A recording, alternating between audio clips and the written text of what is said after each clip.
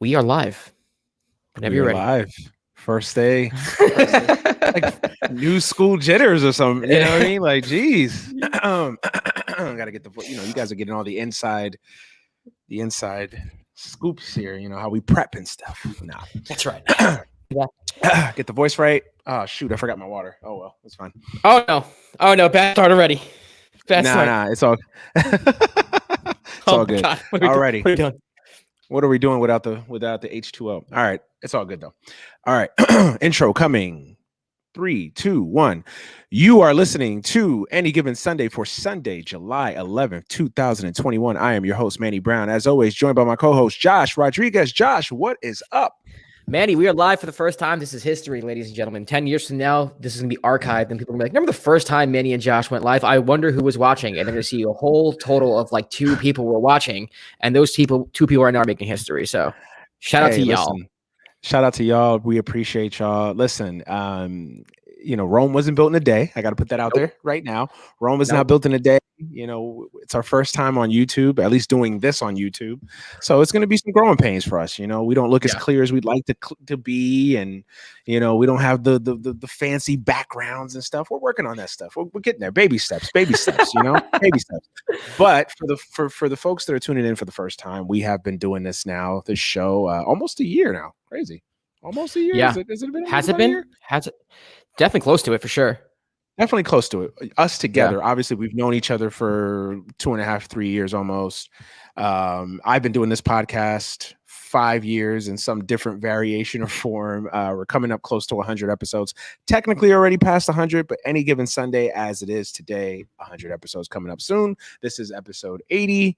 So we are well versed and well experienced. So don't take it as we're a bunch of schmoes just jumping on YouTube for the first time. We've been through the wars of YouTube and content creation. So just got to put that out there. But nah, man, thank you guys, whoever's out there listening and watching. Thank you guys for joining us, man. It's a big day, big step for this show. When Josh and I decided to do this show, we envisioned that we would really we really do something big, and we feel like we have so far just on the podcast landscape. Not saying we're Joe Rogan or anything, but as far as success level anyway, but we've been doing some really good things, and we've been getting positive feedback. And obviously the natural progression, anytime you do a show or anything, you try to build off of that. You try to go to the next step, bigger and better, as I can't speak, obviously. But, I'm nervous, guys. Sorry. I don't know why. I've been on YouTube before. I don't know why I'm nervous. But live is a different animal, man. I've hosted live before. I'm sure you've been on live shows too. It's not like you haven't been live before. Yeah. But it's a different animal for sure. It's different when you're hosting than when you're a guest. That's true. But is this your first time hosting live? Yeah, I believe so. Wow. Yeah, I've done Dead End Sports now, man, 3-4 years on and off, and I've just always been a guest, or a part of an ensemble, not the guy. So yeah, no, it's the first time hosting. So yeah, man, we bring a lot of first here. This is. But I lost my train of thought. Where were we? No, honestly, when you're having success doing something, obviously you try to think about growing that and getting bigger and better and moving on to the next step. And that's what we felt like this was, YouTube. So let's try to topple the YouTube Goliath. So I'm here down. we are, man. So yeah, let's do it. We've been getting a lot of positive feedback. For those who don't know the show, just a brief kind of recap or intro. Any Given Sunday. Any Given Sunday, we talk about sports, politics, pop culture, whatever kind of comes. Life. We've had conversations about life on this show.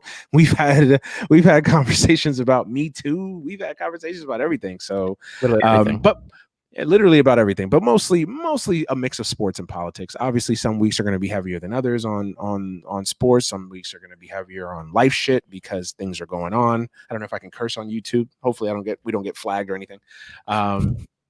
But yeah, it just depends on what's going on and what's going on in the world today and what's going on with our lives. So yeah, that's what we try to keep it low, laid back, but full of content, full of information. So yeah, here we are. And for those that are the OGs that have been listening for forever, the podcast will still be going up as usual.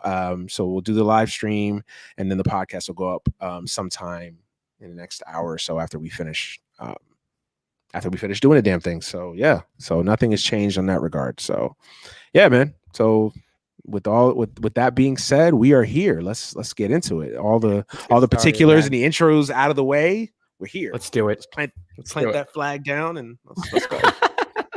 But first and foremost, man, how are you, man? How was your week? How's life? I'm doing well. My apartment is still being furnished. As you can see, there's an empty wall here, but there will be things behind here probably about a week or two. So we'll see. You can see my Knicks blanket on the couch right there. Shout out. I see it. To the New York Knicks right there. I do have a recording sign there that I had in my old place that I'm going to be putting up. I have a couple pictures. I do have a cool neon sign that says the dime that I'll be putting up, which is pretty cool. Got to get one for any given Sunday as well. And all my shows, that's my plan going forward. So when you look behind me, it's just a cool array of neon signs and cool things. So that's the goal. We'll see. And I'll probably be moving by the end of the year because that's what you do in Los Angeles. You just move from apartment to apartment. Yes, I know all too well what it is about renting. But as for me, you see an old unhooked TV, in my fireplace. I'm in the for those who don't know, I'm in the process of selling my house. Right. So I'm basically living out of a suitcase / garbage bag, both, and a box. So yeah, things that I would normally have up and want to have up, don't have. Bought a new house. That house is being built. So, in the next 6 months or so, things are going to look a lot different behind me. I'm too lazy to put up the green screen. So sue me if you hate. Oh, me too. F that. Old LG, an old LG TV on the wall. What you see is what you get, baby. This is my life. I'm not putting up a green screen. You're here. You're here to see us. All right. That's it.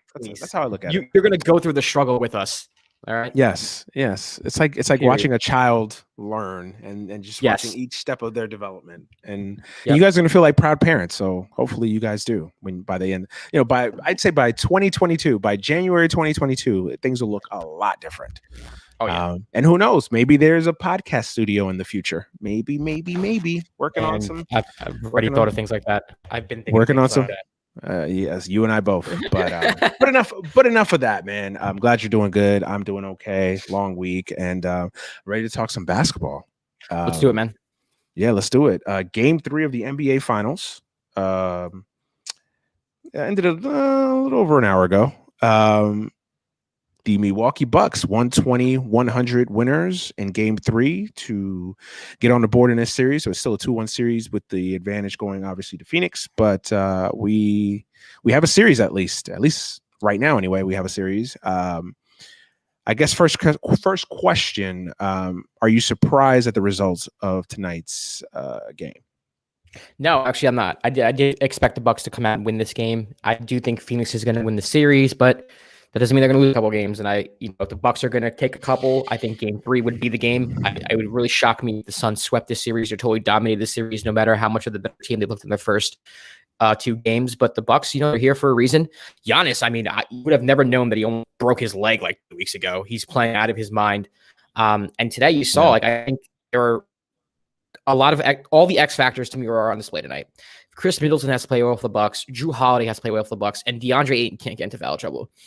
I know Devin Booker was off. That's not going to happen. We can talk about that because I don't remember him playing today, which is funny. Was he on the court? No, he was non-existent. I mean, it was just, he was bad today. He's not going to be bad for the rest of the series. But to me, if Middleton and Jrue Holiday play well, the Bucks have a serious chance in this series. And without DeAndre Ayton, the Suns don't have anybody to rim protect, and that's a problem. When Giannis is on the other side of the ball, because that's how you stop Giannis. You got to build a wall. You got to protect the hoop. And if Aiden's out, once the Suns went small, they were scrappy in the beginning. They made a little bit of a run, but they couldn't overcome the size of the Bucks and Giannis, and that was to their detriment. So everything that needed to happen for the Bucks happened today. I'm not really surprised. Even that they won big, I'm not really surprised. I did expect them to win this game. So doesn't mean I think they're going to win going forward, but I do expect this competitive series. The Suns, I know a lot of people love them. They're, fun story, CP3, the Valley, those uniforms, Suns in 4. This Phoenix Suns team is not a dominant team. Let's not pretend like this team is one of the best champions we've ever had. This is a very beatable team. They could lose a series. They could lose a series. I'm not saying they can, but I think people are kind of overrating the Suns a little bit. This is not a, all-timer here. No, this isn't the 93 Suns, almost could have won. Nah. Right. Yeah, I'm with you on everything he said. Only thing I disagree on is I don't know. We haven't done a show since That's another thing. We did a show, but didn't post it. It's been a long couple weeks, so It hasn't. It hasn't. July 4th happened. This July 4th happened. Yeah. We did a show that weekend or last weekend and just completely forgot to post it. It was Wednesday and I was like, oh shit, we didn't post that show. Okay. So yeah, there you go. But anyways, like I was saying, I actually have the Bucks winning this series. I think the Bucks are going to win this series in 7 initially is when I picked it. I just think the Bucks have, I just think, like you said, the Suns are not this invincible team. They're a good team, nice, young, good team. They may be a great team someday down the line, especially if Booker and Ayton continue their ascension to being, potential superstars and pillars of this franchise. But they're not there right now. They're still they're a good team, but a very good team that's beatable. And I think they match up, and I think these are two evenly matched teams. So I don't see where the Suns have an overwhelming advantage over the Bucks, and obviously vice versa. I do think the Bucks, though, have the best player. Giannis is the best player on the court every given night, and I believe that every time you have a best player on the court, you have a chance. And if you start just looking at the rosters, I think, again, evenly matched. Some people may favor the Suns roster a little bit more because it's younger and full of upside. But, I mean, if you just look at it on paper right now, I think it's pretty closely evenly matched. I mean, you want to give Phoenix a slight edge or you want to give Milwaukee a slight edge, whatever. It's your choice. But I just think that these two teams are very evenly matched. And honestly, I think the Bucks – the reason that they're in a situation right now where they're down 2-1 is because they just played so badly, specifically game 1. I thought they played okay in game 2, just Phoenix played better and Giannis got no help from anybody else. But Giannis is having a historic finals so far. He's clearly been the best player. As far as tonight's results, not much of a surprise there. You knew Milwaukee would come out with the desperation and the intensity to try to, get on the board in this series. They did some of the things that I said on Dead End this past week that they should do. I thought they should have gone small. I think Brook Lopez is a problem in the series. He's too slow. The Suns play fast. That's how they want to play. They want to get up and down the court. They want to play fast. The Suns are not a half-court team. Everybody thinks that they're a half-court team because of Devin Booker and his mid-range game, and obviously you have DeAndre Ayton. But when the Suns are at their best, they're actually an up-tempo team. They're playing fast all the time. And I think that to either beat the Suns, you either got to slow them down and grind the game out, or you got to play at their tempo and match their tempo. And I think that that's what the Bucks did today. They sped things up a little bit. They played at their tempo. They took Brook Lopez out. I think the insertion of Bobby Portis was huge. He gave them some energy. He helps with the matchup, especially with Crowder on the perimeter. So I think they did some of the things. They made some of the who would have thought Coach Bud made an adjustment. I know, right? It's amazing. Yeah. No, but I thought they made some good adjustments, things that I called for after game 2, and I think we have a series now, man. I think the Bucks believe. Yeah.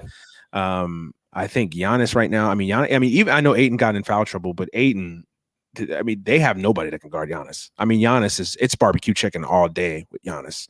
They just literally have nobody. Ayton gives him a little bit of a problem because obviously the length and the physicality. But other than that, I don't see anybody on the Suns roster that can contain Giannis. If Giannis is playing this way, that's another thing. This stretch of games is the best I've ever seen Giannis play. I agree. He's aggressive. There's a nastiness to him. There's a physicality to him that I don't think you always see from Giannis. I think he understands the assignment and he's up for the task. I think he sees it. I think he smells it. I think he can smell the ring. If he does his part and just gets a little bit of help, I think he knows that a championship is there for him. So, Giannis has played incredible. Really, really incredible this finals. So, I'm not surprised by the blowout tonight. I'm not surprised that the Bucks won, and I think we got a series. And if Giannis continues to play this way, we're definitely in for a long series. I think we're in for a long series anyway. Yeah, I think Giannis is going to continue to play this way, but for me, it is the X factors of Middleton. Middleton has to play well. He does. He has to. Drew, I don't think Drew necessarily has to play the way he played tonight. You have to get contributions from everybody else. But Middleton has to play well. And like I said, I think Drew has to play like he did tonight. I think Drew, maybe not to this level, but he has to play. He was phenomenal tonight. He was phenomenal tonight. in games 1 and 2, he was, I mean, he was garbage. He was not. Yeah, he was garbage. Yeah, he was the worst player on the court in games 1 and 2. But to me, Pat Connaughton's playing really well. Bobby Portis gave him some good minutes today after a DNP. So which I didn't understand. Which I just could not understand because it's because in game 1, what they were doing is they were doing a pick and roll, switching whoever Bobby Portis was guarding, and they would just go at Bobby Portis, and it was just food all day. They're picking on him literally all second half. I mean, everything was against Bobby Portis. Instead of making an adjustment of like, hey, maybe let's hedge to the screen or maybe guard the pick and roll different, I'm just going to take out Bobby Portis because he was more attached to the game plan than he was actually playing Bobby Portis, which changed this game. But yeah, I think Bobby Portis, his energy is just you can't manufacture that. That's something that he brings to the table. I think is really important. So yeah, I'm with you, man. I think the Bucks can win this series. The reason why I picked the Suns in 7, so we both had it going 7. I wasn't one of these people like disrespecting the Bucks saying Suns in 5, which I saw a lot of. But to me, not knowing how Giannis was going to respond after his injury was part of it. Also, I don't trust Jrue Holiday to be consistent offensively. I kind of trust Middleton to be consistent offensively, but not too much. I just know that the Suns role players are probably more likely to be more consistent. I think they're better coached. Monty Williams to me is a way better coach than Budenholzer, and they have home court advantage. So to me, I was like, given all that, I think the 2 teams are evenly matched. You can convince me of any team winning, but I'll take the Suns in a 7th game. So that was my logic there. No, it makes sense. I mean, there's nothing wrong with that logic. I mean, it's smart money. I think if you're the smart betting man, I think you would have to go pick the Suns right now. But again, I just I think it's an evenly matched series. I mean, this is a pick'em series to me. I mean, I think that these are 2 evenly matched teams, and I don't see one team having an overwhelming advantage. I will say this: if Booker doesn't wake up and play better, the Suns are going to be in trouble. Obviously, I think he will. But I mean, tonight, I mean, he was. I honestly thought he got hurt. Like, I didn't know what happened to. Like, has anybody seen him? Heard him? Like, he was just non-existent. Like, they kept showing him on the bench, just looking into space, like.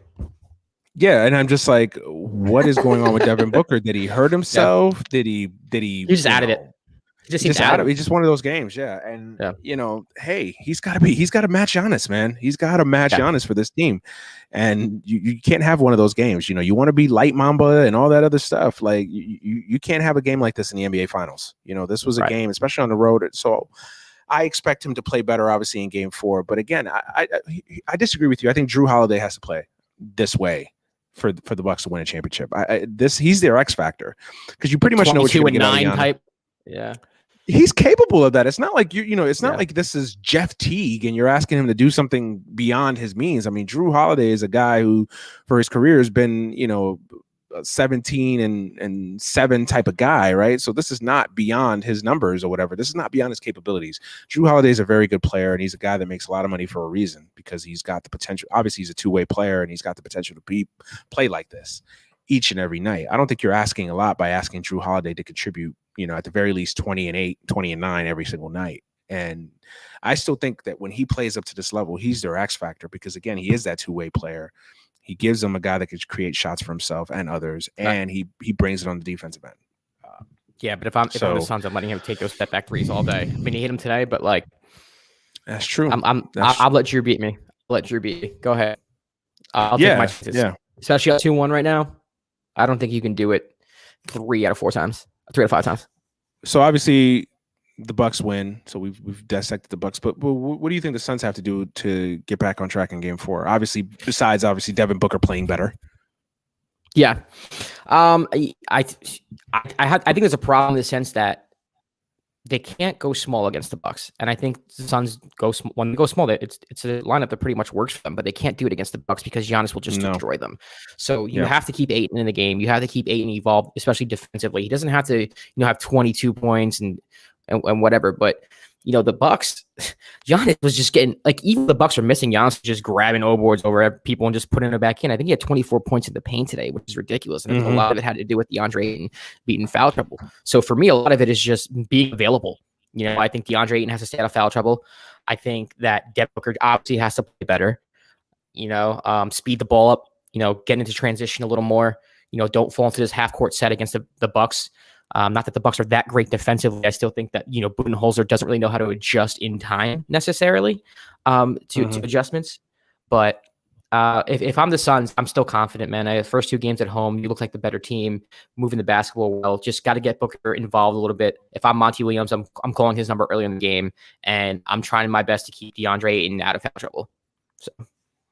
Yeah, I think the Suns may have a potential problem again because, like you said, they can't go small against the Bucks, and honestly, even their normal rotation or their normal lineup could be a problem if Milwaukee makes the right adjustments. Like I said before in the beginning, I think Brook Lopez is a guy that may not play a lot. If I'm Budenholzer, I don't think Brook Lopez plays a lot in the series. For me, I think the Bucks' best lineup is Giannis at the 5, Bobby Portis or whoever, but Bobby Portis at the 4, and then of course you have Drew, Middleton, and PJ. I think that's their best lineup to me. And I would sit Brook Lopez in this series, or at least make him a part of the second unit. And that's the lineup I go with. And that's the lineup I start game 4 with. I mean, obviously they won tonight, so I don't think you need to make such a drastic, change like that. But I think that that's their best lineup, and that's the lineup that I think would give Phoenix. It gives Phoenix problems 2 ways, right? Because if they go small, that's a perfect matchup for Milwaukee. And I think if they play their regular lineup, I think you bring Ayton out from the post a little bit, and you make him in a position where he's guarding Giannis out on the perimeter, and that's also barbecue chicken all day, every day too. So, I think the Bucks might have stumbled onto something, and it's just going to be interesting to see if Monty Williams and the Suns adjust. Yeah, I mean, I wouldn't put Ayton on Giannis, to be honest with you. I would put someone else on Giannis and have Ayton help. What I would do is I would overhelp at the rim and make us kick it, and just hope they don't beat you from 3. Your PJ Tuckers don't beat you from 3. The issue is who do you put? Who's the other person that you put on Giannis? Because it's not going to be Bridges. That's barbecue chicken. Crowder. It's going to be. Yeah, I would put Crowder, but you're right though. Whoever he puts on, you're right. You're exactly right. But to me, if you bring Ayton away from the hoop, that's even worse. Your best chance is to Giannis is going to get to the hoop no matter what. Let's have Ayton help and make him pass the ball. Get the ball out of Giannis's hands and make Connaughton beat me. Make PJ Tucker beat me. Make Bobby Portis beat me. I'm not having Giannis beat me. I'm just going to double team him when he gets to the hoop. If you form a wall, Ayton's that help guy, rim protector.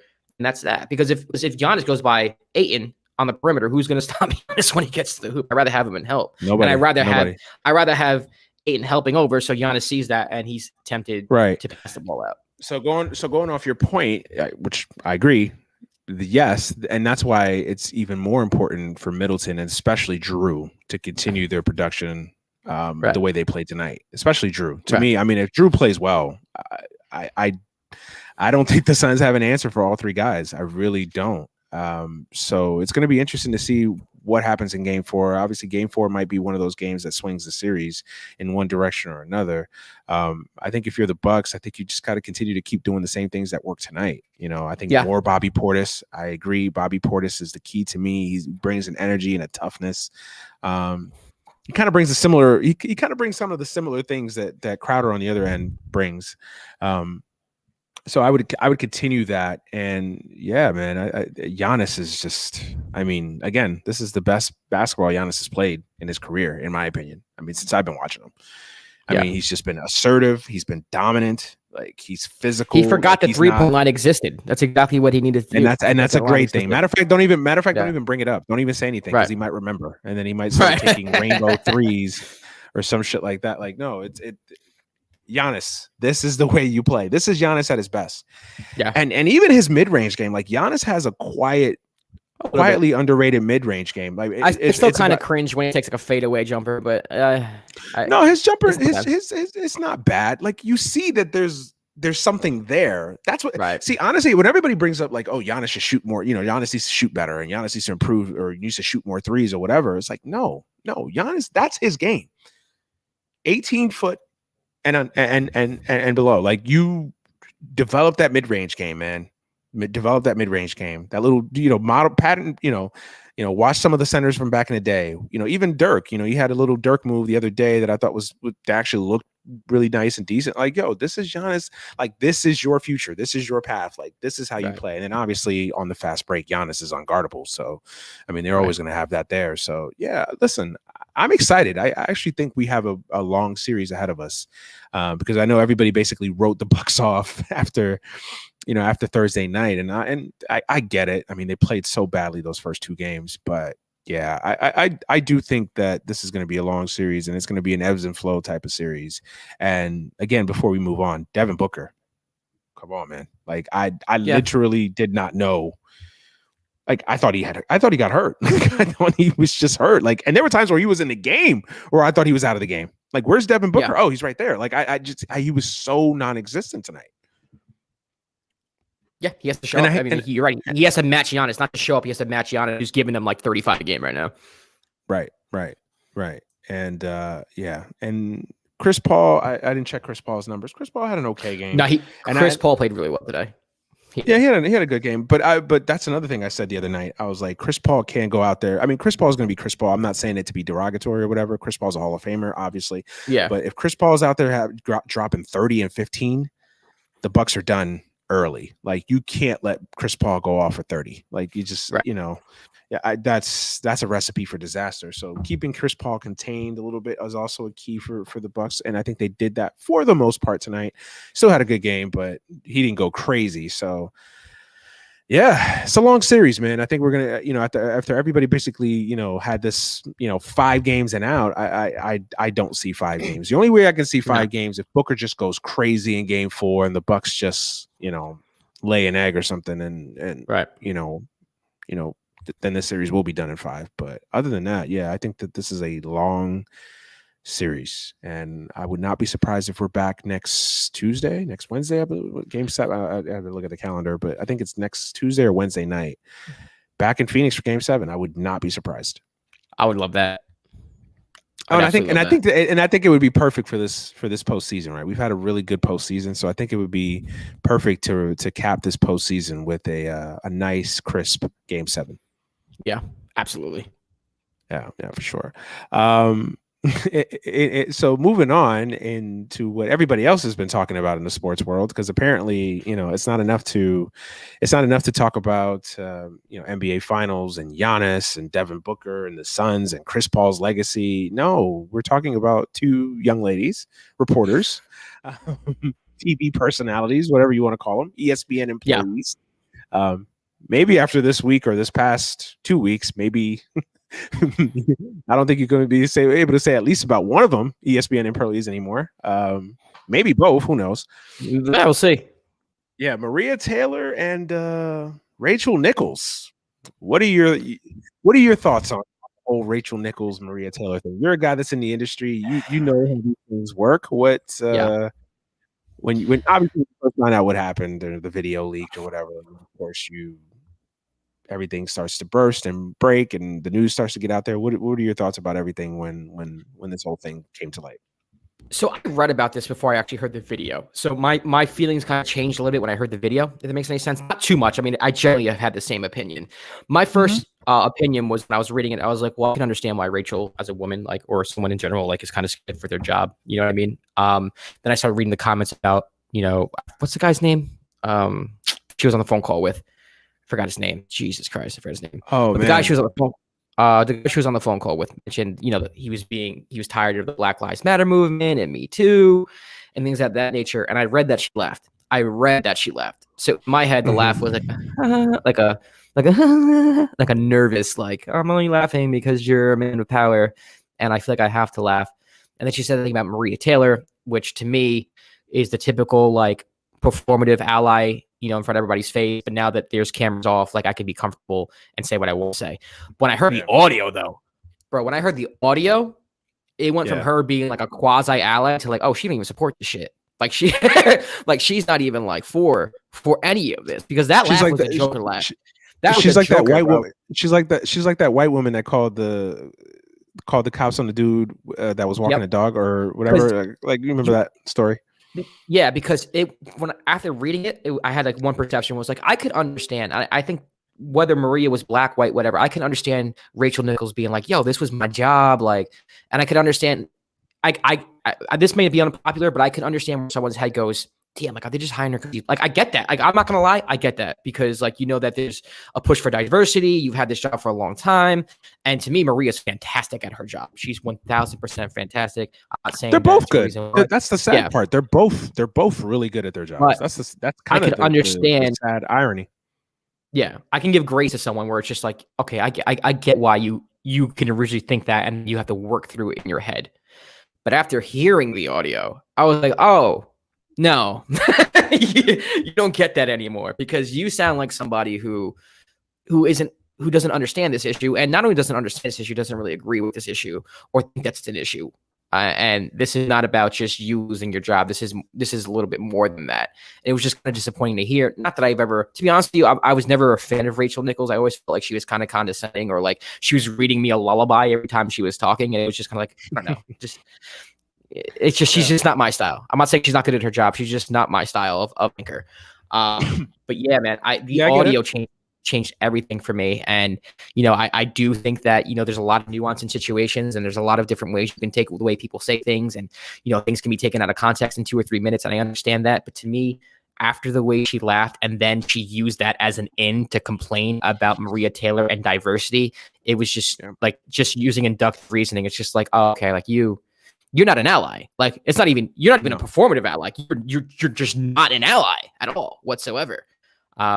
So it's just unfortunate, man. And I just think it comes, it brings about what you talk about this a lot, those who are like the Hillary Clinton voter, right? Who will vote for Hillary, go to the booth. But, when it comes down to it, when the feet to the fire, they're going to, turn their backs on their Black Lives Matter movement and Black women and Black men. And that's just the way it is. And, yeah, so that's a perfect example of that. That's what I think of when we were to have this conversation. I kind of feel like I knew where you were going to go with this.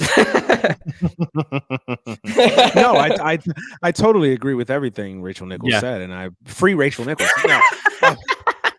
No. First of all, this story upsets me for so many reasons. First and foremost, I like you. I read the transcript of what she said before I watched the video, and I was already pissed off reading it. And then, of course, you watch the video, and it's just as moronic and ignorant as she sounds. And let me put this out there. People can say racially insensitive things. People can say stupid things and not be racist. I don't think Rachel Nichols is a racist. I don't think she is either. Yeah. Maybe she is. Maybe she's not. But I don't think so. Did she say something racially insensitive? Yes. First of all, this idea, let me just debunk this now. Like, this idea that companies all over the world for years have been lining up to just give Black people opportunities left and right because it's just cool and the good thing to do is such a myth, and it's so far-fetched. This idea that like diversity hires became a thing like what, 6 months ago? For the last the last 100 years. Since like George Floyd, but you are some people like, well, what about affirmative action? And that's a whole that's where I was going to, right? Because this idea that like every Black person in a successful position is somehow a diversity hire or an affirmative action hire, and not like, oh, this person's actually good at their job, is so it's not only disrespectful and demeaning to that person and to the race or the culture of people, but it's just factually incorrect. Like these things don't happen. It's a myth. It's a fallacy. Like, Black people haven't just been getting jobs just because it's a diversity thing. No, absolutely not. If anything, I would argue that more and more Black people should have more opportunities, but they don't because of their Blackness, because they are Black. But that's a conversation for a whole nother day. Well, yeah, like the Rachel Nichols thing. Look, I'm with you. We've all been in situations where someone gets a promotion or someone gets something that you want in the workplace. And of course, you're upset, you're angry, you're mad, you have a gamut of emotions. Obviously, we've all been there. We've all wanted a job, or we've all had a job and somebody comes in, takes your job or takes the promotion you wanted. And you feel like, yo, that's fucked up. I'm better than this person. Whoever, man, woman, whatever. We've all been there. But to basically demean the other person and basically act like she has no talent, or worse yet, only act like she's in the position because she's a diversity hire, it is so insulting and disrespectful that it doesn't, you shouldn't even warrant it with a response, right? Like, you shouldn't even warrant it without. And here's the thing, you don't even have to like Maria Taylor. Like, there's people, like, broadcasting is like anything, right? People have their own flavors and niche and styles that they like. Some people like some certain things. Some people like other things. Some people like certain broadcasters. Some people don't like certain broadcasters. I like Tony Romo. There's a significant amount of fans that don't like Tony Romo. There's fans that don't like Chris Collinsworth. Me. There's fans that love Chris Collinsworth. I'm just using NFL announcers for some reason, but follow me. Like there's NBA announcers that people love, and there's NBA announcers that I don't like. I'm sure there's people that loved Chris Webber, although I seriously have to check your mental well-being and show yourself. Show yourself if you're a Chris Webber fan, please. Please leave. Get out. But I'm sure that there is people out there that love Chris Webber, right? And the majority of people hated Chris Webber. Yeah, his parents, yes. His girlfriend or his wife or whoever, they loved him. His family. But the point is, like, there's people. I'm sure that there's people that love certain announcers and other people that don't. It's okay, but to sit there and say like, oh, someone doesn't deserve the job or someone doesn't, hasn't earned this position, it's just so offensive. And and what's more offensive about it is that this isn't some like Clay Travis figure, right? This isn't some person that paints themselves as being this like conservative or voice for conservative sports. Like, no, this is a person that is quote unquote an ally. If you listen to Twitter, she's basically having a romantic relationship with Jimmy Butler, but that's a whole nother rabbit hole for another day. We should do an episode on conspiracy theories. That'd be fun. NBA conspiracy theories. We'll be here all night on that one. The Knicks, David Stern screwed the Knicks in '97. A bunch of them, but a bunch of them, right? But no, it's like this person that painted herself as being an ally, and this person that this white person that spoke truth to power and was trying to present a voice to Black Lives Matter on the air and all these other things. And it's like, no, you're just another white person that performs this shit for convenience and whatever. And then when the cameras are off, you don't believe anything that you're saying. You don't believe anything that's being out there. So yeah, she's fake and it's phony. But the thing that really upsets me the most about this whole thing, like the thing that really takes the cake, I don't know if you knew this, but do you know that Rachel Nichols' mother-in-law is Diane Sawyer? Yeah, I didn't know this. Yeah, like yeah. Okay. Now, I'm not saying that Diane Sawyer created Rachel Nichols' career. I'm not saying that Diane Sawyer got Rachel Nichols the job at ESPN or CNN or wherever, right? I'm not saying that.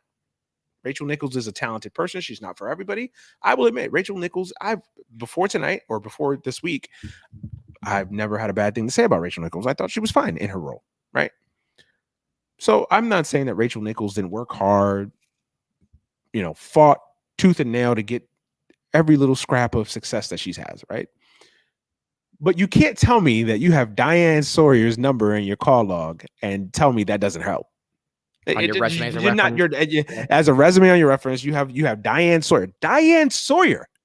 Yeah. This isn't some chick that's, doing the evening news in Tacoma. Like, this is Diane fucking Sawyer. Probably one of the most recognizable news reporters in the last 50 to 100 years, right? Ever. She's your mother-in-law. Like, you're not going to convince me that she didn't play a role in getting you at least in the door. Yeah. Getting you an interview, getting you looked at.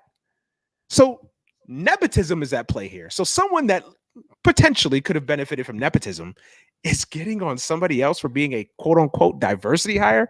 I mean, come on, man. This shit. I mean, the level of gall that takes, and that just speaks to privilege. And that just speaks to privilege, right? Doesn't it? Because it's like the fact that you don't even see where you're wrong on so many levels. It's the ultimate sign of white privilege. Also, like, Maria's dope. Like, it's not like ESPN is like hiring someone who like is off the street and like, oh, random black lady, go join the fight. No, that's not what's happening. Maria's paid her dues. Like, ESPN has leaked after this whole thing happened that Maria won $3 million from ESPN, and the reason why they leaked that is because make her look bad. Don't make no mistake about that. And has been leaking a lot of things about Maria Taylor ever since this incident happened to make Rachel look a little better, which I actually find a little alarming as well. But yeah, like, there's a reason why she's commanding that money, because she's really good at her job. I prefer, and this is preference, obviously this is subjective, but I prefer Maria over Rachel, and that has nothing to do with her color of her skin. And I do too. Yeah. And I do too. And look, I like her. Yeah. And somebody may listen to this and say, well, I like Rachel Nichols. And that's fine if you like Rachel Nichols. That is if you don't like Maria Taylor and you like Carrie Champion, or you like, Becky Sue in Iowa, I don't care. It's not about who you like. Everybody that you like is who you like. That's fine. You Right. don't have to explain it to me or whatever. Like, that's fine. Right. It's not about that. It's about the Yeah, fact that this person got a position and she deserved it. And that now the company, ESPN, is trying to bag on her.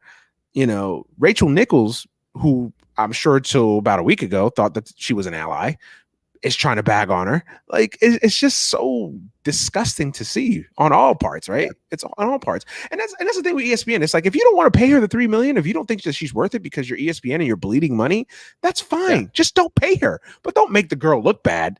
You know what I'm saying? Out the door potentially, and like try to like sabotage her career, make her out to be like this diva because God forbid she wants to be paid what she's worth. And I'm Maria Taylor. I'm like, why not? You know what I mean? If you're paying Skip Bayless, I know it's a different company, but if Skip Bayless is getting $8 million and Stephen A is getting $8 million, if I'm Maria Taylor, I'm like, well, hold on. Why can't I get 3? Why can't I get 4? Right. I'm not only doing basketball, but I'm also doing college football. Your second biggest property. Third biggest property, depending on if you want to look at the NFL. Second. Definitely second. But college football, NFL, college football is college football is their biggest property at ESPN because they don't really have an NFL package besides Monday. Yeah, Night Monday night's not what it used to be. No. Yeah, college football is their second biggest property, and she's one of the lead voices of that. So if I'm Maria Taylor, I'm like, yeah, you're gonna give me my bag. Like, not only am I a voice on basketball, but I'm a voice on college football. You know what I mean? Like, I'm hosting all these studio shows. Like, yeah, why not? Especially when you set the precedent. You've paid all these other people millions of dollars in the past to do nothing. Like, you know, why can't I get my bag? You know what I'm saying? And if you don't want to pay her, then don't pay her. But don't sabotage the girl's career. And then it's like again, it's ESPN. The woke by convenience, you know, oh, Black Lives Matter and all this other shit. And it's like, no, you're trying to tear down a black woman here. That's trying to do the capitalistic thing. Color. Our logos be rainbow colored this month. Exactly. Oh, and again, that just speaks to what I've always, one of my core issues that I talk about constantly. You alluded to it. It's like, yo, be careful of these allies, man. Be careful of these people that scream to the tops of their mountaintops, you know, Black Lives Matter and equality, and, you know, hey, I support all these movements, because, you know, a lot of people are phony, man. And when it comes down to it, if you're not willing to put your skin in the game, if you're not willing to really fight for equality and equity, then you're just talking. You're just talking out of your ass, and you're not being real, and you're not helping the cause. You're contributing to it. And those are the worst kind of people. I respect Clay Travis, because at the end of the day, he is what he is. He doesn't lie what he doesn't lie what he's about, or what's his face, fat fuck, Jason Whitlock. Whitlock, yeah, I call him fat fuck.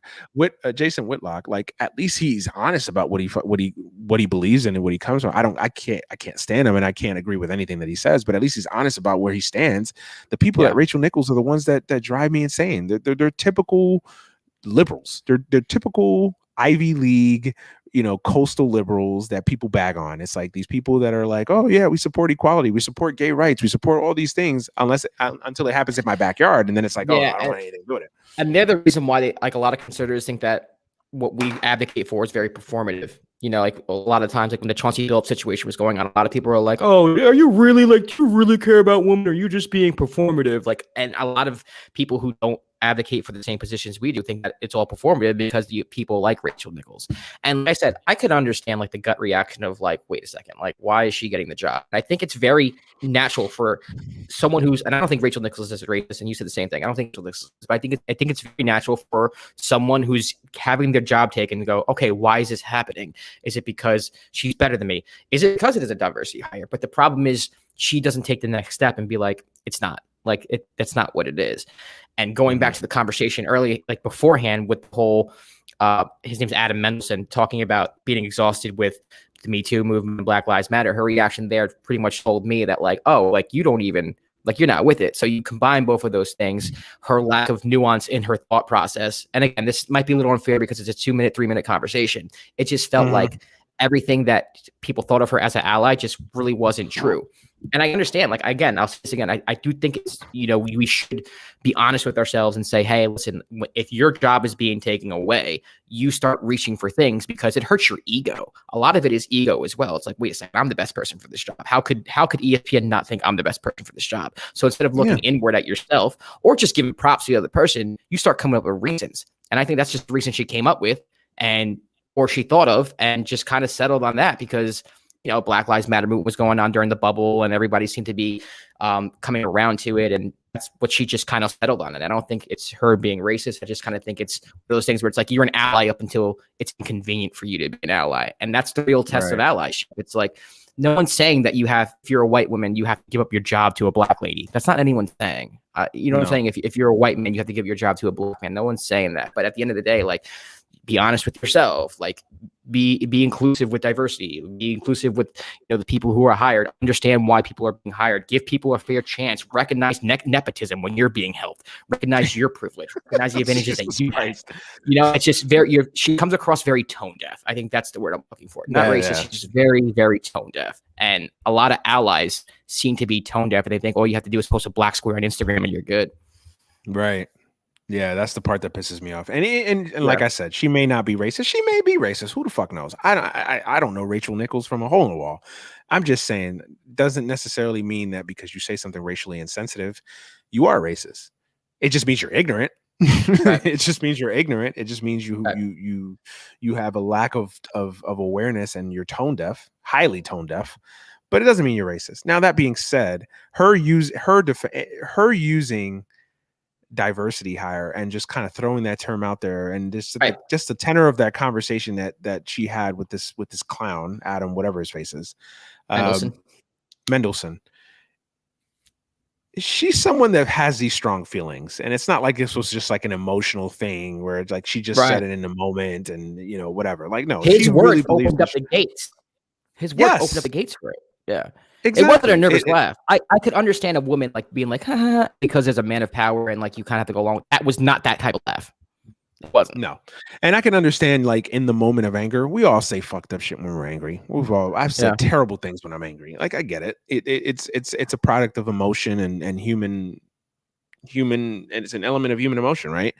But that being said, that wasn't even like a human emotional moment where it's like I was angry and I said the wrong thing. No, you really believe this shit. And then her apology was I think her apology was even worse because you honestly just felt like she really didn't apologize. She didn't say anything. She wasn't sorry about anything that was said. She was just sorry that it got out, and then how it was perceived by the rest of the media that she was basically sandbagging her coworker, who is also another woman, by the way. All that unite women and all that other stuff. That goes out the window. So there's allyship even in that. There's allyship in between black women, and I'm sure that over the course of like even the victimhood of like, oh, ESPN's pitting two women against each other, like even that, like that's where she takes it, like the victimhood of like, oh, they're doing this to two women. Right. You know what I mean? So. Right. It's and the fact that this is the biggest news or one of the biggest news stories or sports news stories in the news cycle this past week is just, it's terrible, and it has completely undercut the finals to an extent, right? Because it's like this is a huge story because of course you have the element of race, you have the element of two women, obviously the big ass company that is ESPN, multi-billion-dollar entity, so it is gonna be a story that gains a lot of traction, and I think it's a story that's kind of opened up a lot of conversation about just a lot of different things in general about allyship, and just be careful about because I'm sure over the course of the year Rachel Nichols was invited to the cookout. Oh yeah, she's invited to the cookout. And again, it's like, yo, be careful who you're quote unquote inviting to this, fictional cookout of ours.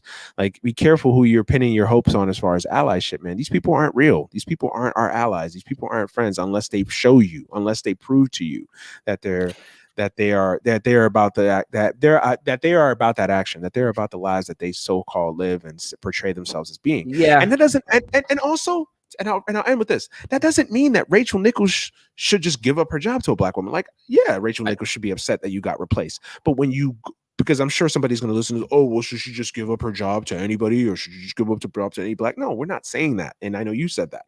We're not saying that.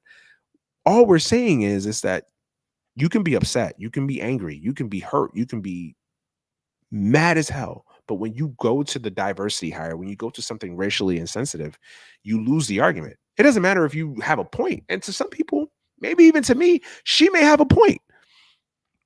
But when you go down that road, you've automatically lost. Yeah. You've automatically lost. So that's what it is with Rachel Nichols.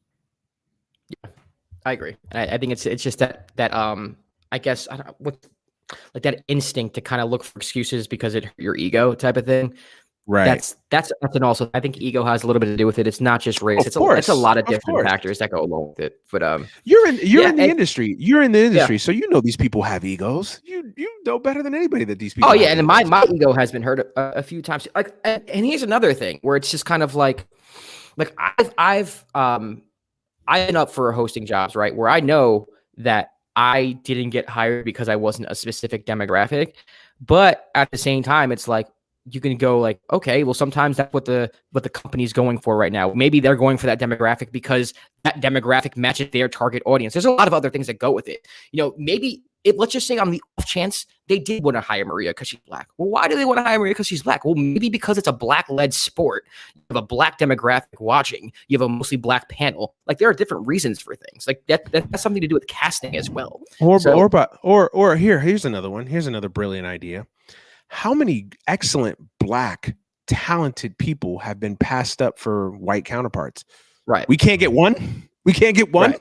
You know what I'm saying? Like, this automatically upsets the world that Maria Taylor made. And I'm not saying this happened, but what if she did? Right? Okay. Yeah. I can give you countless, thousands maybe, of white people, men and women, that have taken the jobs of talented black anchors, reporters, co-hosts, etc. And for all Rachel knows, she probably took one because Diane Sawyer gave her a reference. And that's the part. That's the part. That's bro. That's the part that really. That's the part that really galls me. That's the part that really galls me, man. It's like the fact that you have the audacity to sit here and use an excuse like diversity hire when you literally are benefiting from nepotism. And don't tell. And again, I don't know this for a fact. Neither you or I know this for a fact. But you can't tell me you have Diane Sawyer in the bullpen and you haven't used it a couple times. Like, come on, son. Like, stop it. I mean, but it's also less than an allyship. And I also think, like, this is new for a lot of people. I think this is a learning lesson for not just the black community, but the white community, where it's like, hey, sometimes you might have to check yourself a little bit to make sure that you're really an ally. Because I bet you if you would ask Rachel Nichols maybe a month ago or a year ago, because this happened a year ago, if she was an ally, she might have said yes.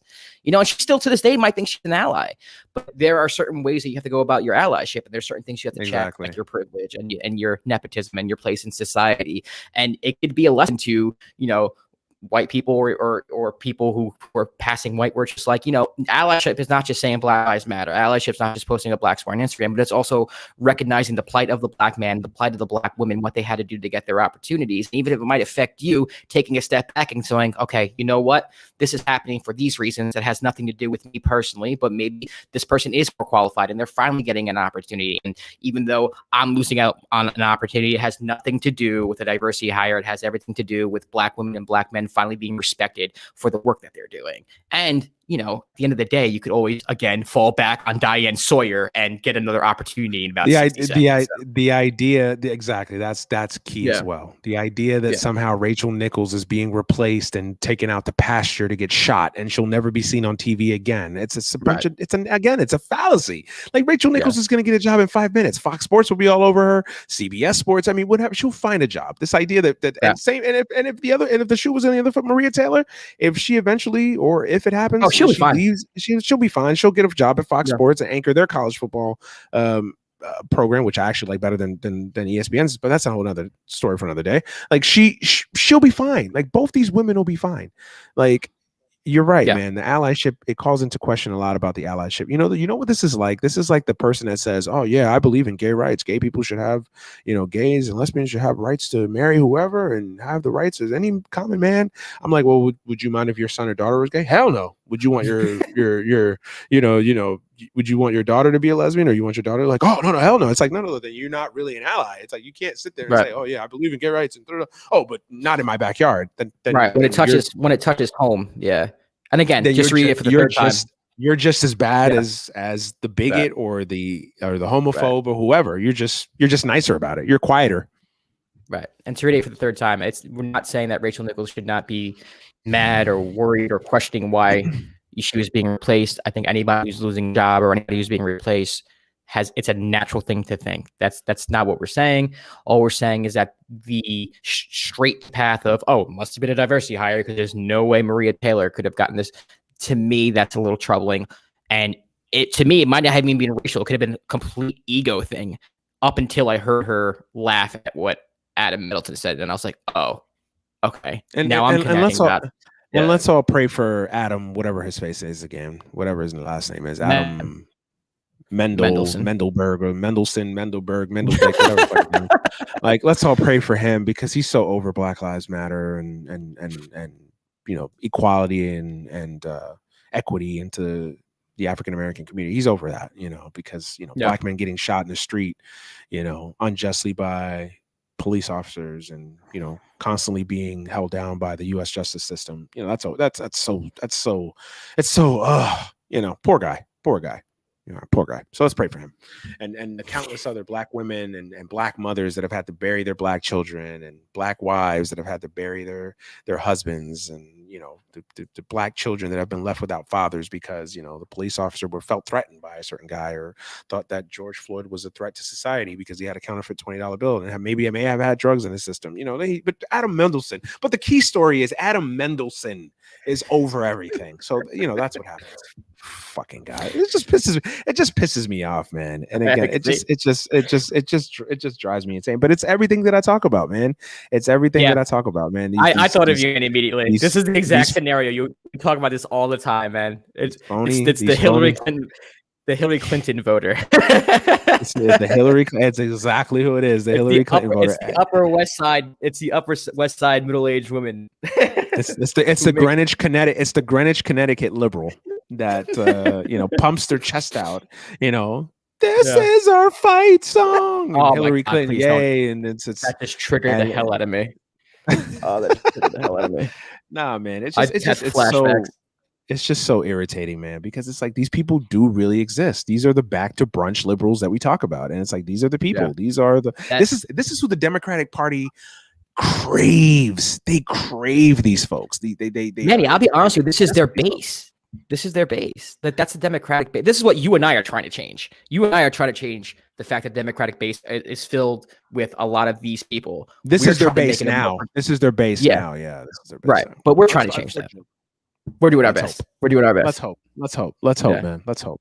That's why you guys got to watch and support and do all this other shit so we can change this. So we don't have the Rachel Nichols and Adam fuckfaces of the world, feeling so oppressed and tired that Black Lives Matter is taking up all the oxygen in the room and the conversation, because poor Adam Mendelsohn, he's tired. Not George Floyd. You had a fucking knee to his neck for 9 minutes. Yeah, I think for the most part, a lot of those people, like they do agree with it on principle at first, but then after a while, it's like a kid, right? Like if a kid tells you he's hungry, or your son or your tutor is like, "Dad, I'm hungry," and they just keep telling you you're hungry. After a while, you go, "Okay, I get it, you're hungry." I think that's how they take it, where it's just kind of like, "Yeah, we've heard enough about it. Like we know." Like to them, they're not unable. Like you and I will continue the fight for as long as we live and breathe, as long as it's an issue. You and I will wake up every day and think of ways where we can just make this world a better place and progress into the future. I think there are a lot of people who do agree with it on the front, whether like George Floyd, who was unjustly killed. Black men and women are disproportionately affected by the criminal justice system. But then it gets to a point where it's like, oh my God, do I have to continue to hear about this? I'm done with it. Like I get it. You know what I mean? And that's that's a hard thing. I think a lot of people don't have it in them to continue to fight for justice, or have it in them to continue to, consistently follow the news and care about these things. I mean, I'm not going to lie. I take a step back every once in a while. Like I can't handle it today, but it doesn't mean that I stop my allyship. And it doesn't mean that I stop the fight of, progressively moving forward. I think a lot of people do stop that fight because they get just tired of hearing about it. So then instead of, they still might believe in the cause and everything, they still might believe in the whole mission statement, but they just don't want to hear about it anymore, and they're done with it, and they want to listen. Even that just doesn't jive with me. I'm not saying it should. Wrong. I'm just saying it just doesn't jive with me, because it's like, okay, you're tired of hearing about it. Yeah, a lot of people are tired of hearing about Israel and Palestine, but who's not tired? The Palestinians are getting violated and bombed and persecuted and kicked off their holy land, the land that they have just as much of a rightful claim as Israelis. But they're not tired. They're not tired. They're tired of getting abused.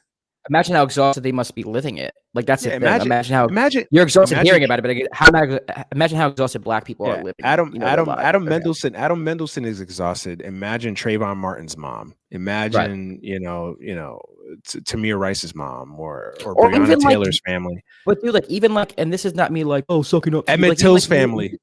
But even like you and your wife who like send your son out, you know, your son's playing by himself, like just little things like that, where it's like these are daily things and daily conversations that Black families have to think about that, you know, a white family doesn't think about, or a passing white player, or even like Hispanic people at some point, depending where you're at. I mean, we could, Right. like, that's what I'm saying. It's like, you know, it's exhausting. It's exhausting. It's exhausting to live. So if you ever find yourself thinking, oh, this is exhausting to talk about, just know that it's exhausting to live.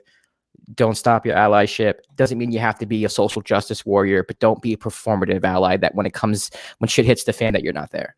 If you're a performative ally, you're just as bad, if not worse, in my book, than the racist pricks that continue to uphold the system. You're just as bad. You're worse because you know better, and you have a lack of empathy and almost a general disinterest in anything, because it just doesn't benefit you or directly involve you. So you just don't care one way or another. So it's almost a convenience thing for you. You're worse to me than a bigot or a racist that goes out there or whatever, because you know better and you choose not to do anything. So, yeah. So, hey, poor Adam Mendelsohn and Rachel Nichols. Hopefully their torment and their daily exhaustion will be over soon, as Rachel Nichols will probably likely be out of a job. And who knows, maybe Maria Taylor will be out of a job too. They'll be gone because to me, they'll be fine. Obviously, they'll both be jobs. I would argue Maria Taylor will be better from this than Rachel Nichols. I think Rachel's star has dimmed a little bit. She might have to take a sabbatical and go somewhere and work for a little bit of repair. She'll be fine. She'll be fine compared to like normal people, everyday people. But you know, because she's got mommy's money or mommy-in-law's money. But you know, she'll be fine. But like Maria Taylor right now, she's on the up, obviously, and then she's going to benefit from the news coverage of this. I don't think she's going to get much of a PR hit from anything that's going on. And if anything, she's going to benefit for that. And Rachel Nichols, people's opinions of her will no longer be the same again, obviously, because they know how she really is. So, but she'll get a job again, and you know, this will be moot. But I just don't see how you bring both these ladies back. They're both gone. Yeah. They're both gone, but they'll both be fine. Yeah, they'll both be fine. So they'll both be fine. But yeah, man. I guess we could transition to another media beef at a whole another level of. This is gonna be fun. This is gonna be fun. This is where we transition into politics. I mean, is this even politics? It feels like it's not even politics anymore. It's a high school beef now. It's like you said this about me, and now it's like. So, okay, it's a high school beef. For those who don't know, like Manny and I consider ourselves progressives, and there are just people who are on YouTube who I guess are pretty influential in, I wouldn't say our opinions. I think Manny and I pretty much come to our own conclusions with type of things, but where we get our news and, you know, where our point of view is kind of shaped, it's like a leftist community. And, you know, I don't trust MSNBC. There's a lot of like news sources I don't trust. So for me, I know it sounds crazy to a lot of people, but there are news personalities that range from Democratic to all the way to communist or even like socialist that I listen to just because I do. It just is what it is. It's a whole lefty sphere. And there's just been a lot of drama going around lately. This is like if you're a normie Democrat in like 1960 and Dan Rather and Walter Cronkite just have this like Nas Jay-Z style beef. Like it's a blood feud type shit. You'll be sitting there like, what the fuck is going on? And you're trying to keep all the details and the particulars of everything. It's hard to. I've also lost track of like where we're at with everything. Listen, it all started with Aaron Mate, this excellent. He's the host of he's a host of I forget what his show is. I should remember. That's my bad. But he's a host. He's got his own podcast. He's also a writer. He does a lot of foreign policy stuff. But he's been one of the most avid writers and people when it comes to everything going on in Syria. And he's been a vocal detractor of the U.S. government's handling of the whole Syrian situation from the beginning. He's been like this, and as more things have come to light and as more of the lies have come to light, because, you know, what a surprise. The United States lied about bombing another country for political expedience and gain. And this goes to the Obama administration. So Assad was not gassing his people, contrary to what the Democratic Party and people will have you believe. That has all been disproven and has been basically exposed to be bullshit and a lie. But anyway, Aaron Monte has been writing about this stuff for years and years upon end. And him and Cenk Uygur got into a big ass kerfuffle, and Cenk Uygur, who is the founder and host and benefactor and whatever else you want to call him of TYT, popular leftist news outlet on YouTube. I mean, even people that aren't leftists or even involved in politics have heard of TYT. So, you know, Cenk Uygur is pretty much the main guy on TYT. Him and Aaron Monte basically got into a Twitter spat, and the thing really hit the fan when Cenk Uygur basically smeared Aaron Monte and called him a toady for the Syrian government, and that he is a Russian asset and all this other shit. I mean, yeah, I'm just giving you guys the Cliff Notes version because it's I'll take a page out of our friend Adam Mendelson or Mendelberg or Mendel shithead or whatever. He's exhausted about equity and equality for Black people. I'm exhausted about leftist community beef. So I'm just giving you kind of the tired Cliff Notes version of it. If you guys are interested, you guys can Google everything. I mean, if you even have any. If you have any kind of ear to the street on politics at all, you know what's going on, because it's been probably one of the biggest news items in the political news sphere, at least on the left anyway, going on the last few weeks. So yeah, that's basically what's going on. So then obviously Cenk Uygur and Aaron Monte get into it, and then obviously a bunch of people in the leftist community get involved, and they start calling out Cenk Uygur for being full of shit and TYT for being full of shit. And now you have Jimmy Dore who's already got his own issues with TYT. He takes the side of Aaron Monte, and then obviously you get Jimmy Dore involved, and it just becomes this nuclear thing. That's the problem to me. That's the problem to me. I suspect that me and you are going to disagree on this. So I'll start with you. What are your thoughts on the whole process as we stand today, or not process, but the whole situation as we stand today? And so basically your biggest issues with the whole Jimmy Dore thing. So for me, it's not even the Aaron Monte, whatever you describe. For the record, I don't know his work. For the record, I'm not a big fan of Cenk Uygur. I'm not a big fan of TYT. I don't go to TYT for any of my news. I think they're very hyperbolic. I think they're very sensationalist, and I don't trust them. I just don't. I like Anna. I like John. I like them as individuals, but as a network, I don't. So for me, like, even if Jimmy's beefs with Cenk on that were valid, to me, the way he handles things is so fucking toxic that it absolutely is destroying any type of coalition that we could have on the left, period. I know that you can say the same thing about Cenk calling out somebody who and I'm gonna take your word for it, because I do believe you, that calling out somebody unjustly and saying that he's whatever he is, and that can cause a lot of grift and everything like that. But the way that Jimmy Dore handles a lot of things, which is calling out the squad, calling out Kyle Kalinske out of all people, going to war with Anna Kasparian, where he pretty much admits that he sexually harassed her and laughed about it, and then try to justify it on his show. To me, you can have beefs, you can have spats, you can have disagreements, we can have little mini fights, but they should never go nuclear. And they always go nuclear because of Jimmy Dore. And Jimmy Dore has no right calling himself a progressive, has no right being the gatekeeping to progressive values. And I say this all the time to you, Manny. I might have said it on the show, but you have no business calling yourself a progressive if during the Democratic primary you supported Tulsi Gabbard. That is ridiculous. That is absurd. And for him to attack the squad, for him to attack AOC because of their stance on the forced to vote situation, when you supported a woman who didn't even support Medicare for all during the primary, was very disingenuous. It seemed very grifty. It seemed very opportunistic. And I feel like everything he's doing now is just that. For him to call it Kyle Kalinske, after Kyle Kalinske did a whole nuanced video explaining that he just agreed with your point of view, Manny, what you just said, he agreed with. And Jimmy, out of just attacks him and calls Kyle Kalinske a dishonest player.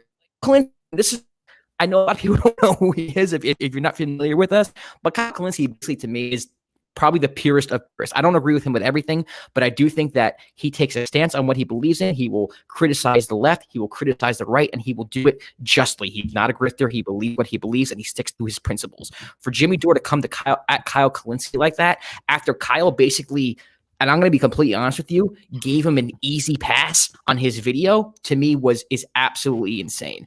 I think this man is toxic. If you go on his YouTube page, I guarantee you, if you go on his YouTube page, I actually can guarantee this because I looked it up. All his videos are indistinguishable from a Tim Pool video page, from a Daily Wire video page. All he does is attack the Democratic Party, the allies of the Democratic Party. Everything's on Nancy Pelosi, Joe Biden, the squad. Anything that has to do with the left, he's attacking. You never see him calling out the Ted Cruzes of the world. You know, the Marjorie Taylor Greens of the world. 95% of his videos are attacking the left. And if you are attacking the left, you damn sure better be sure that you're attacking the right as well.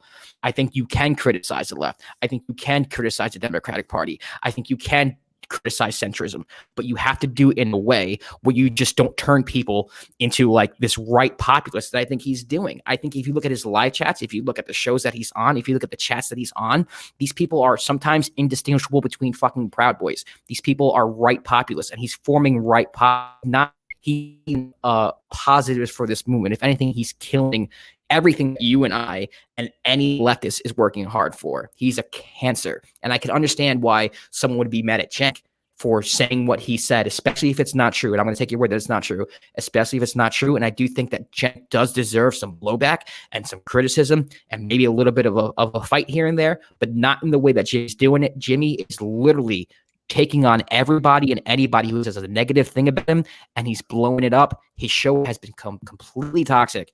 To me, it's really killing any type of movement that we have. I have a huge problem with him. A huge problem with him. Huge. I can't tell where you stand on this, for sure. It's ridiculous, really? Man. For those listening or watching, you rarely get Josh worked up like this. So you really got to trigger him on some shit. For real. I'm usually the worked up one. Listen, man, I'm with you. I'm not even the biggest, like, I know it comes off like I'm a big Jimmy Dore fan. I'm not. Like, No, I don't think I like him more. I like him more than you, but I'm not like the biggest Jimmy Dore fan. I'm actually more of a Kyle Kalinske fan than Jimmy Dore, but whatever. Same. Yeah. But I don't think Jimmy Dore is a grifter. I don't think Jimmy Dore is not really a leftist. I think he believes, like Kyle Kalinske said, Jimmy Dore is legit in his views and what he believes in. I think he's really a leftist. I think he really believes that he's about the shit that we're about. Like in life, you're not always going to see eye to eye with people. You're not always going to agree with their tactics. You're not even going to like certain people that agree with you on certain things.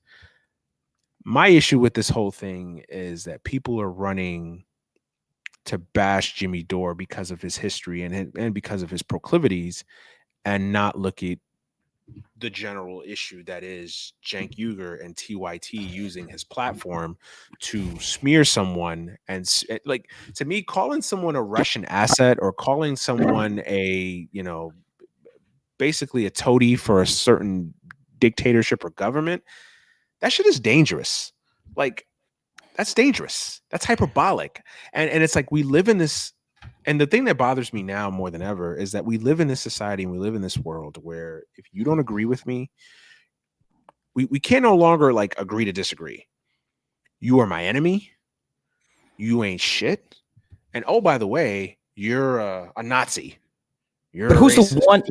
Who's the one leftist who's doing that? Kalinske doesn't do that. Sam Cedar doesn't do that. But Cenk did that. Cenk didn't do Cenk. Okay, fair. Go ahead. But who consistently does it?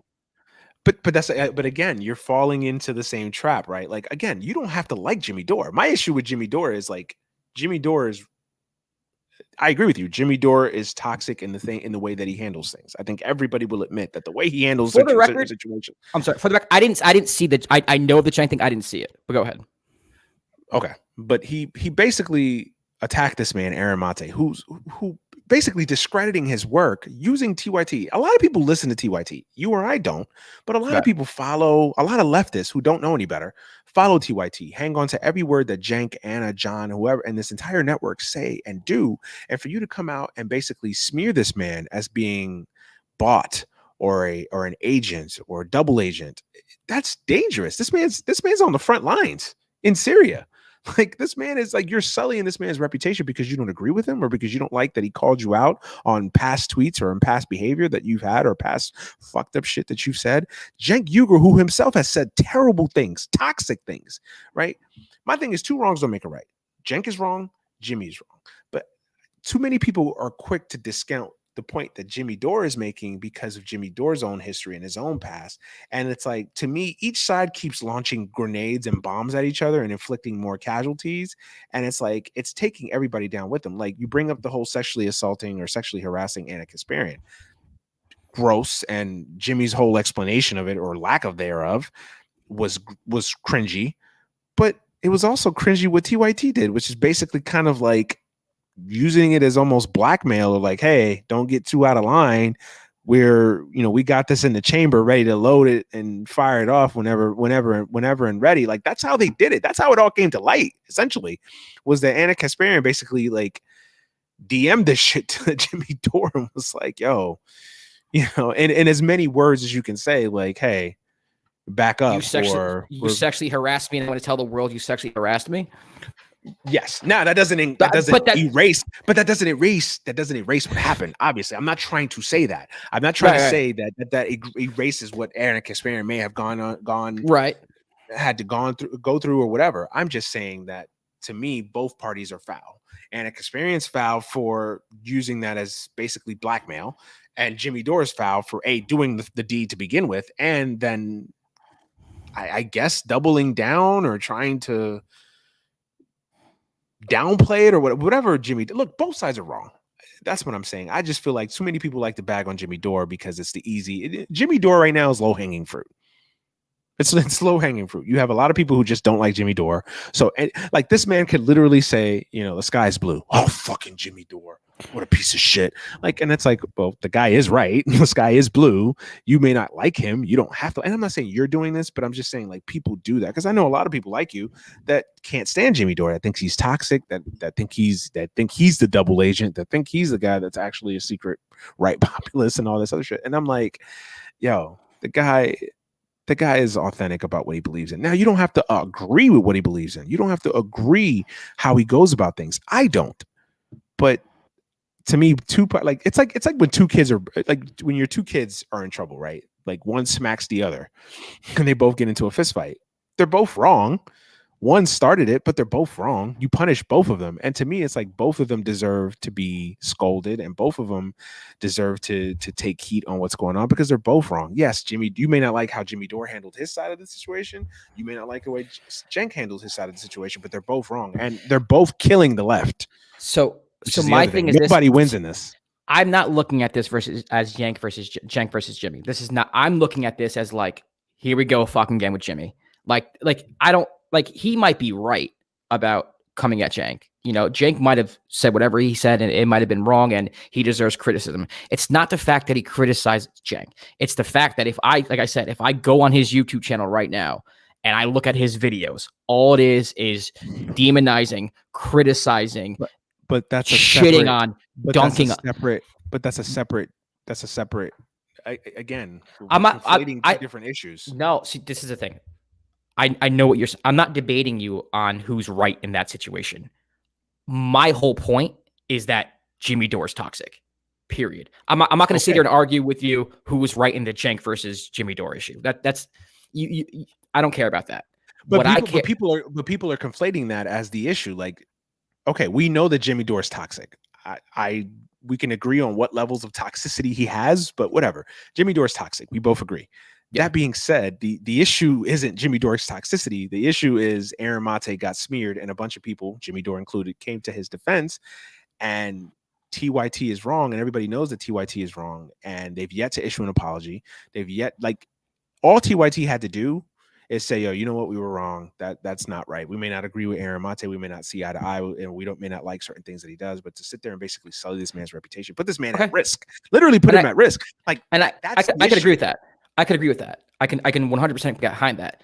But when Kyle Kalinske comes on and says exactly what you just said, because I watched Kyle's video, when Kyle comes on and says exactly what you just said, and then kind of goes, well, you know, Jimmy shouldn't probably have sexually harassed a girl.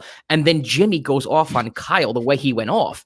I mean, Manny, like this guy is unhinged.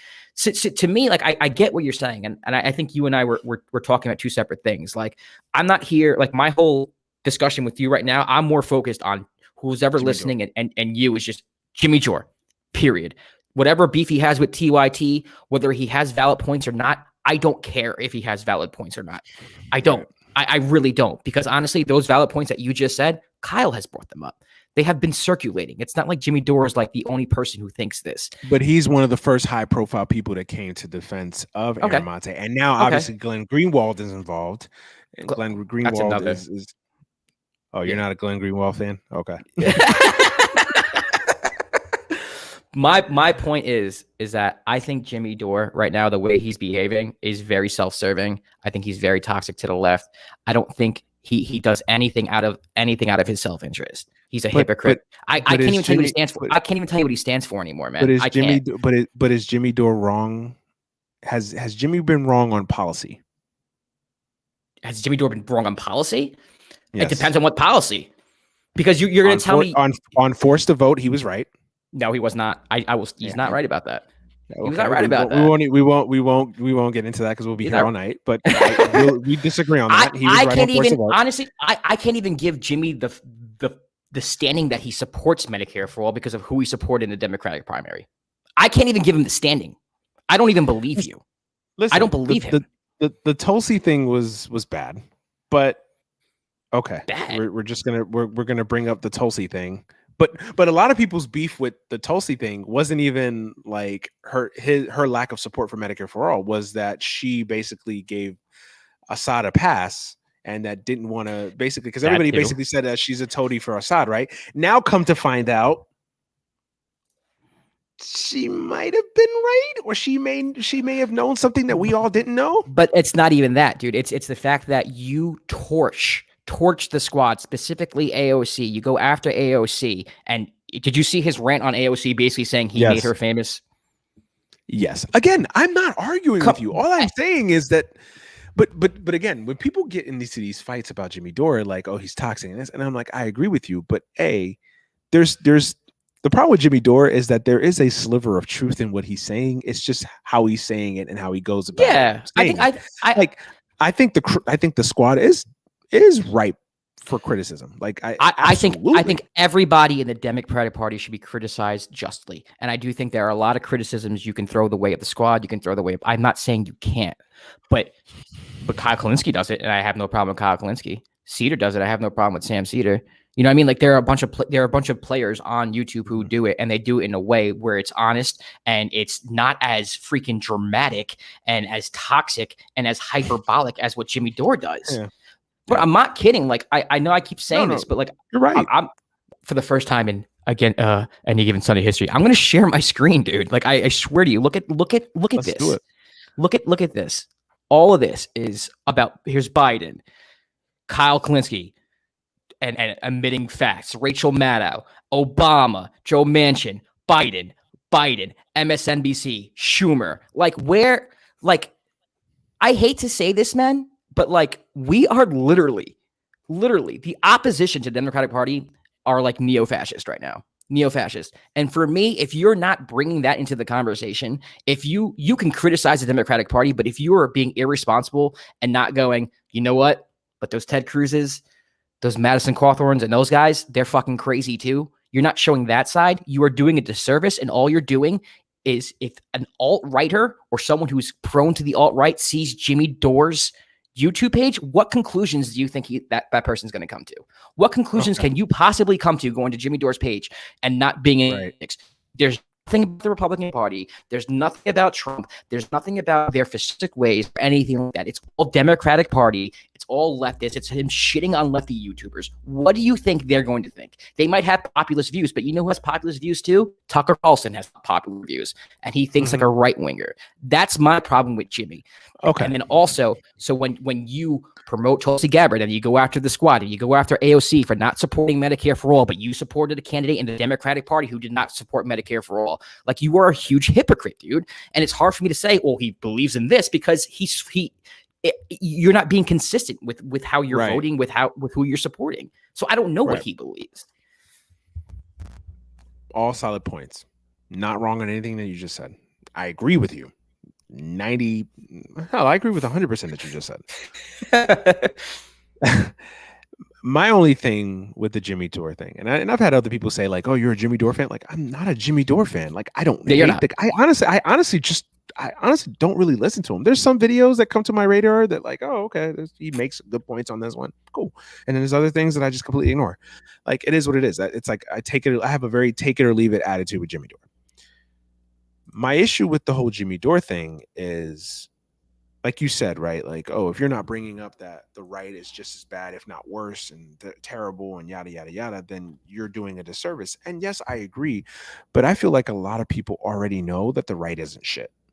Some don't. A lot don't. A lot. Man, I'm telling you, this is how the alt-right pipeline works, bro. I'm telling you. You get a kid on. Right? Okay, sorry. We no, it's okay. We're having a discussion here. I'm trying to find a perfect example. Let's use somebody we both know. Let's use our friend Ray Jarvis, right? So Ray Jarvis, you guys may not know him, host of Gray Area Podcast. Shout out to Ray Jarvis, whatever. But we're going to use you as an example on the show, right? So we both know Ray. Ray's black guy from New York, really dope show, really dope podcaster, content creator, whatever, yada, yada, all that. So he's kind of a casual political engager, right? So he knows that the Republican Party ain't shit just because, he's black in America. So one would think you'd think the Republican Party isn't shit and doesn't align with your best interest. But he may not know everything that there is to know about leftist politics and some of the issues of the Democratic Party. So if I go up to Ray Jarvis and I say, hey, just start talking to him about politics, he already knows Ted Cruz ain't shit. Now I can enlighten him even further on the issues of the Republican Party and to the levels of rot that exists in that party. But it'd be more beneficial for me and more beneficial for everybody involved to say, hey man, don't just pin your hopes and your good fortunes on the Democratic Party, because there's a lot of issues on the left as well. There's a lot of issues on the Democratic Party side of things as well. There's a lot of issues with these. Again, we talked about it, Greenwich liberals, right? That say one thing and do others. The BLM blocks in the background, even though you're still funding police departments across this nation. You take knee, you'll kneel in front of in Washington with dashikis and shit, but still have yet to pass any meaningful reparations acts or anything that helps and benefits equity and equality for black people, right? All those things, right? And we just like highlight these things. To me, that does more than just making a video. Like you and I, and we can get 100 views today to talk about how terrible Ted Cruz is. We know that. we could do a video about how horrible Marjorie Taylor Greene is. We know that. But if we start discussing like, the Joe Manchins of the world, the people that Joe Biden's record on criminal justice, like all of these things that bring up that need to be enlightened, that does more for political discourse, and that does more for understanding the rot that exists in politics as a whole, not just left, right.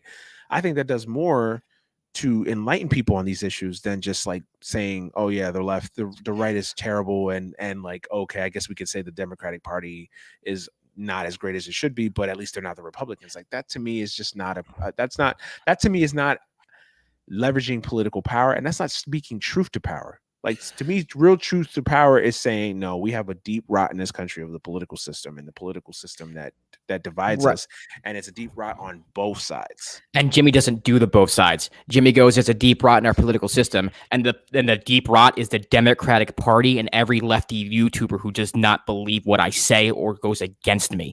I don't mind the both sides. Kyle does it perfectly. Kyle Kalinske.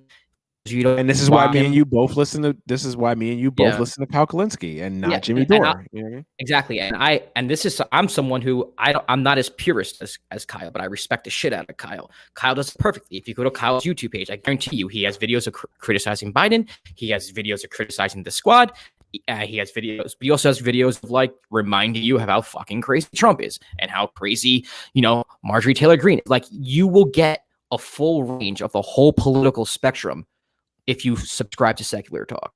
I don't know if you agree, but I'm a Sam Cedar guy. I think Sam Cedar does the same thing. Now, that show's not the same since Michael Brooks passed away in my mind, but I still think he does it. So David Pakman's another one. David's way more centrist than I am with his opinions, but as far as the news is concerned, he will criticize Biden. He will criticize their administration, but he would also let you know, like, hey, the right is also at fault with a lot of different things, and this is where they stand, and if they take power, this is what will happen.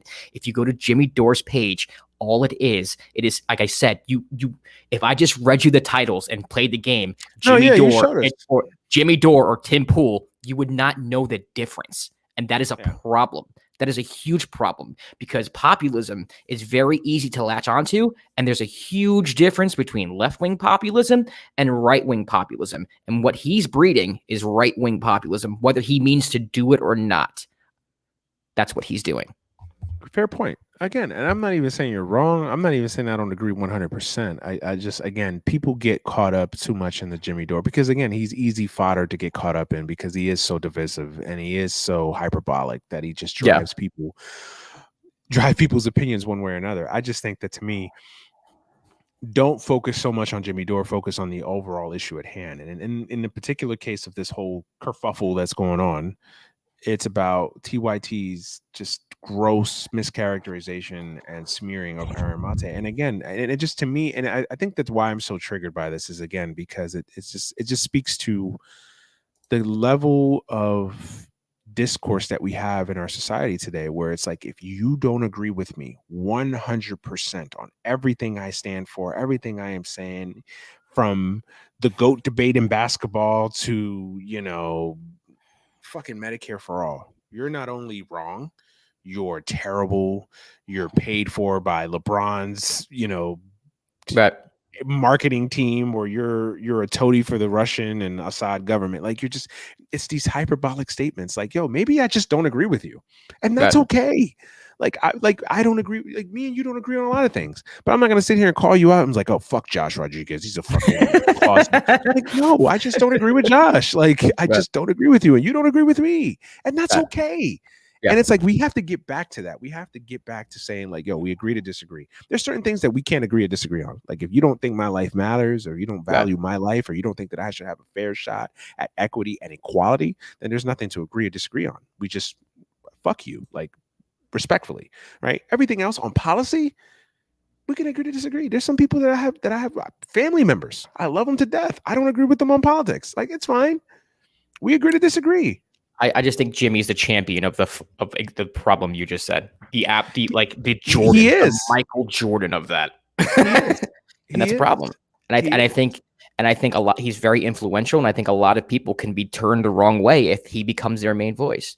Sadly, especially if he's attacking alternatives like Kalinske. Yeah. With him, it's like everybody gets bombed now because come on, man! If you dare show dissent, and that's and then he's going on Tucker Carlson show. Like, come on, like, bro, like, what are you going on Tucker Carlson show for? That's insane. That's insane. I know that was months ago. To be fair to Jimmy, I'm not, it was a long time ago. But like, come on, man! Like, this is. So you're saying you would never go on Tucker Carlson show? If I went on Tucker Carlson show, I would insult Tucker Carlson and Fox News the whole time. I wouldn't attack the Democrats. I would.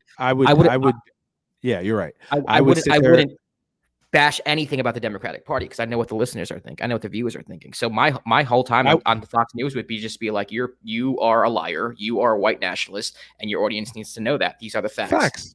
But I would do the same thing. I would do the same thing too. He doesn't do that. Yeah. But what he does is he goes, oh, these, like, I forgot everything. A lot of his appearance, but basically he was saying how, like, this person was a Democratic shill for the Democratic Party, and it's like, well, you're feeding into a narrative that Tucker's trying to create. Who do you think listens to, like, what audience do you think you're obtaining now? Now someone's watching Tucker Carlson and says, oh God, Jimmy Dore makes sense. Now they go to your page. Now they see all you do is criticize the Democratic Party. Who do you think his audience is? And this is not saying his whole audience. You're on the Vanguard all the time. I think those guys are pure as shit. I like them. I think they're comrades. I think they're dope. I think they're true leftists. I'm not saying everyone who listens to Jimmy is like that, but it's not a coincidence that a lot of his audience is right populist because they are. If you watch his comment section, yeah, it's, man, it's kind of concerning. You're not wrong. I agree with you 100%. To me, my whole point, and we can wrap up with this, but my whole point is that, like, stop. I'm focusing on the smearing of Aaron Mate and what it speaks about just general discourse in our country and our political discourse as a whole right now. That's my focus on. Jimmy Dore is Jimmy Dore. He's going to do what he does. He may, hell, we blow up, he might attack us because he doesn't think we're left in. I guarantee he would. And he'd hate me. And if he does, then we listen. Jimmy Dore ain't seen shit yet. We're hyperbolic too. We want to smoke all day, every day. My thing is, like, people, the older I've gotten, soon to be 35, the older I've gotten, it's just like, if people show you who they really are, you believe them. Jimmy Dore has shown us all who he really is. So you can't shock me and surprise me anymore. Like, I know who you are anymore. I've passed that point now. Now I'm at the point of, like, okay, let's speak to what's really going on. And to me, what's really going on is we've lost the ability to have political arguments and disagreements with folks, and we just go to hyperbolic statements where we're smearing people and we're saying you aren't who you say you are, or you're a double agent, or you're this, that, and the other, to avoid having real substantive conversation. And I think that that's what's going on. That's kind of the macro point that I'm trying to make. It's that, like, because to me, Cenk Uygur and TYT is just as bad as Jimmy Dore. They're just not as loud. They're just not as loud. In the beginning, and like I said in the beginning, I don't listen to TYT. I don't get my news from TYT because I think he used the words, they're sensationalist and very hyperbolic. It turns me off from them. So, like, so for me, like, to be honest, I couldn't even tell you what they've been saying the past few years. If I'm being honest, I listen to Damage Report every once in a while just because I like John. I like John Ariel, and it's not everybody on that network. Yeah. And I used to like Anna, but even her coverage over the last, and then of course you heard about the money that TYT allegedly took in from Jeff Katzenberg and all those folks. I think TYT loses their whole, like, when they focus on Russiagate, and it's just like, dude, like, let it go. and they never apologize. They've never. Yeah. I think that turns off a lot of leftists. But yeah, I mean, listen, I get what you're saying. If we're gonna have policy discussion, we should talk about policy. And even though I might have my feelings towards Jimmy Dore, at the end of the day, if he's right about Mate, then he's right about Mate, and that is what it is. And Cenk should be held responsible, and he should apologize. That's your point, right? Yes. Pretty much. Yes, okay. I agree with that. And like, stop letting TYT, because what TYT has successfully done now is that they've changed the conversation from being, hey, TYT is wrong, and they've smeared this guy undeservedly, to, like, oh, look how fucking batshit, Jimmy Dore is.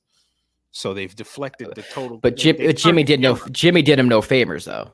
Did him no favors. I agree. But again, it's that whole thing of, people show you who they really are, you believe them, so they no longer can trick you, they can no longer deceive you. It's like, what Jimmy, to me, it's like, I'm not shocked that we're here with Jimmy Dore, because it's like, this is who he always is. So it's like, it is what it is to me. But yeah, there's more to come. There's going to be more fire, and we'll close with this.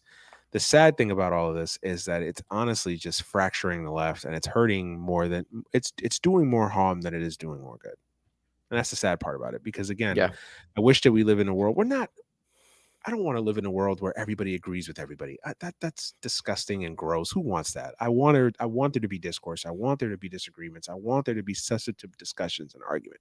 But this is not what I want. This isn't beneficial. This isn't a democracy. This isn't the ideal space to be in. Right?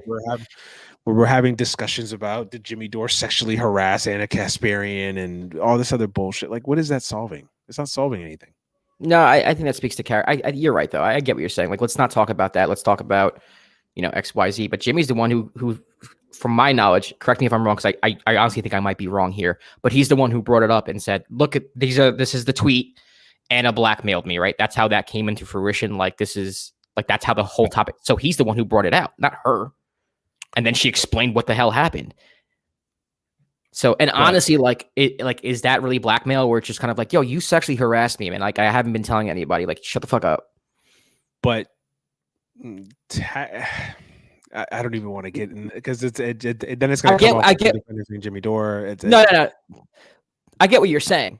I do get what you're saying, but it's almost like, to me, blackmail is like, I have a naked picture of you and like I'm gonna embarrass. Like he literally did something wrong. Like he literally like sexually harassed a woman. So to me, it's like, when I think blackmail, I think this is information that can expose you. Like it's a different type of information. If you get what I'm saying.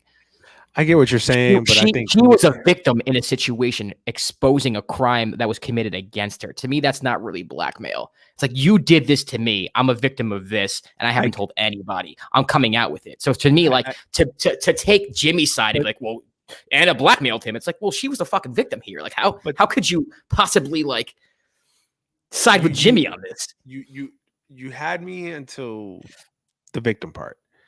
The issue with the Anna Kasparian thing, it wasn't that she portrayed it as she was the victim. She was portrayed it as, hey, something happened. You made an inappropriate comment. You apologize. We were good. Now, years later, I'm weaponizing this to benefit the narrative and the conversation. That's how it was perceived. Now, obviously, when you go down that road with that, you make yourself look bad because, again, it's like you're saying, well, forget that. Women, the whole Me Too thing, it's like, oh, well, that's not important. This is important. It's like it's a slippery slope. I think a lot of people have problems with, like, it's like, well, if you had a problem, why didn't you out Jimmy Dore back then? You made peace with this man and it was all good. Now, because you and Jimmy Dore and your company are beefing and he's been calling you out on your bullshit, now you weaponize your experience with him to make Jimmy Dore look bad. It's like that's so it's almost like that experience didn't affect you the way it did. You're just saying it did because you want to make Jimmy look bad. Bingo. That's where people kind of like, okay, well, hold on now. I'm not saying that happened or that he's not wrong for doing what he did, but to me, it's like you can't also weaponize what happened to you for political gain and expedience. It's like that's not cool. Don't clutch your pearls 5 years later when you didn't clutch your pearls back then. Bingo. And you didn't, right? That and that's what rubbed a lot of people the wrong way, because it was just like, wait, hold on now.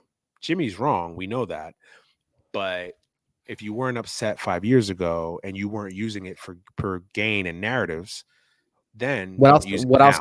Yeah. What I'll say to that is that we don't know if she was upset or not, and we don't know what her process was. It was sleeping under the rug, so she might have held on to it. And for the record, she was upset. He issued an apology. Like, so she probably never got over it. The point is that don't perceive Anna Kasparian as like, oh, this poor victim that's just now telling her story. Like, Anna Kasparian knew what she was doing. She tried to make Jimmy Dore look bad. Now that doesn't negate the fact that Jimmy Dore did something terrible and sleazy. That doesn't negate that. And I want to again reiterate that. I'm just saying that both parties are wrong. Is my main. We can settle on that. We can settle on that. Both parties are wrong. But yeah, man, it's terrible. It's terrible. This whole thing. I mean, it's fun though. It's fun. It's great theater. It's just, it's great theater because every day. It's just really frustrating to watch. I mean, just from my perspective, where it's like we have to build some type of coalition here. I've become this. You and I are at our most different. Where I think you're more purist. I'm too pragmatic as a fault sometimes. And I think when I see things like this, I'm like, how the hell is the left ever going to come together if we can't even like agree on anything? Like we're not making any compromises on anything. We're not setting any goals of like, hey, let's get here so we can get here. It's like, this is what I believe. And if you don't believe what I believe, F you, F that. And it's like, when I see who's doing that, the main culprit of that is Jimmy Dore. Period. And I think TYT might be, bad players in this as well. There's a reason why I don't listen to them. There's a reason why I don't watch their YouTube videos, because I recognize they were hyperbolic and sensationalists from the moment I started watching their but we have a president right now who's a centrist. We have a Democratic Party that's kind of in charge, and that can very quickly change in 2024, especially if Trump runs again. And to me, that alternative is way worse than what we got going on right now. Right now, we need to figure out a plan. We need to figure out some goals as a leftist community that we want to reach, that we want to demand of Joe Biden and the Democratic Party, and move forward from there. Because if we keep fighting, before we know it's 2024, and then Trump's back in the White House, and who knows what happens this time. Well said, my brother. Well said. Can't follow it any better than that. So yeah, for sure. Okay, I think that's everything. think that's everything. Good show. Before we get out of here, Game 4 predictions. Bucks 107, Suns 101. Yeah, I agree with that. I think the Bucks will win. I think they'll tie. I think they'll even the series up, and we'll go back. When is game? The schedule's so weird. The fact that we have basketball in July is so weird to me. But so game 5 would be because game 4 is Wednesday night. Wednesday, Saturday. Wednesday, Saturday. So we'll be. I think we'll have a 2-2 series. Game 5 on Saturday night, which will be fun. Yep. Which will be very fun. And I love that they went away. And I mean, they went away from it 2 years ago as well. But I really love that they went away from the 2-3-2 format. I hated that. Yeah, it's better this way. It just aligns better with the series and all the other series. Yeah, it just aligns better.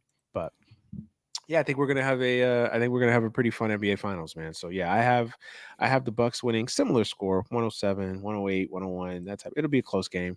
But I think the Bucks will pull it out. And like I said before at the beginning, we have a series, and that's the most important thing. If you're a basketball fan, you want a series. So hopefully, no more beefs between Rachel Nichols and Maria Taylor and Jeff, whatever his feck face is, and Jimmy Dore and TYT. Jimmy Dore and taking up all the oxygen, and we could just talk about some fun NBA Finals matchups. But yeah, man. But yeah, that's it. First show is in the books.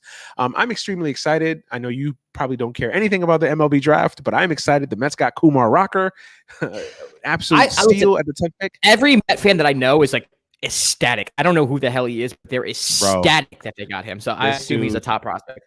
Yeah, he was a top prospect. So Vanderbilt, you know how Vanderbilt is like the Alabama of college baseball, right? So Vanderbilt's got probably the two most highly touted pitching prospects. Could have easily gone number 1. He didn't go number 1 because there were some concerns about his signability. Obviously, in baseball, there's no draft. There's no draft ceiling, or there's no slots, so you don't get paid. Like everybody's not paid the same. Like people sign for different contracts based on their value or whatever, and what their demands are and their ability to have leverage. So for instance, a Kumar Rocker can say, well, I'm not signing with you, Kansas City. You can't afford my value, so I'll go back to school for another year. Or if he was in high school, hey, I'm not signing with you. I'll go to college and do 2 years and then come out. So there's that. So, and then there was some concerns about like his durability and whatnot. I mean, Kumar Rocker was probably the most highly touted college baseball player over the last 3 or 4 years, and he kind of suffered. How did he drop to 10? Well, because he suffered from. You know how like when people think you're like the perfect prospect, then people start finding holes. Well, he doesn't do this well, or I have question marks about this. So it was just one of those. But it was mostly about signability. It was mostly about that. It was mostly about signability, and he fell to the Mets. And I'm going to talk about it this week on MLB Bro. Shout out to MLB Bro. Shout out to Rob Park and all the guys. But I'm going to talk about this. Like this is the perfect thing for baseball. Like the fact that you have Kumar Rocker, a black pitcher in New York, channeling Dwight Gooden. This guy has a chance to be a once in a lifetime, once in a generation type pitcher. He's that good in New York. So yeah, again, with pitchers, is if you stay healthy. If you stay healthy, eventually you're going to have Tommy John. Eventually, it seems like every pitcher has Tommy John now.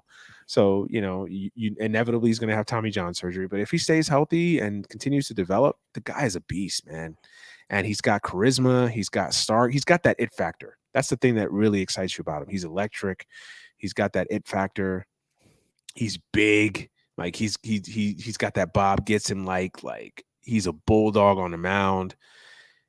I'm excited, bro. Again, if he stays healthy, and you never know. You know how I feel about drafts. Drafts are a crapshoot. Who the fuck knows? Kumar Rocker can step on a skateboard and break his back and never be the same again tomorrow. Who knows? Who the hell knows? You like the pick. Yeah. I like the pick. And it gives the Mets a guy, and he's a guy who's also I'm not gonna say he's big league ready, but he's close. He's on the fast track to be in the big leagues. I mean, I wouldn't be surprised if in a year, 2 years at most, he's in the big leagues. You think they make a run in the playoffs this year? They call him up? No, not this year. No, not that quick. Nah. If he completely just fast tracks it, like just completely just destroys minor league competition, I could see him maybe as a September call up next year. Maybe. Okay. Maybe out of the bullpen. Out of the bullpen as a reliever. Why not? Next year, not this year though. Too soon. Okay. But definitely next year. All right, well, He's congratulations. got at least have some exposure in pro ball, but he doesn't have that right now. But yeah, man, Kumar Rocker's a big pick, and like I said, I'm being a little coy about it because I am going to talk about it a little bit further this week. But I think it's a huge move, man. I think it's a huge move. I think it's good for baseball. I think baseball benefits because you have a potential black superstar in New York with a team on a rise in the Mets.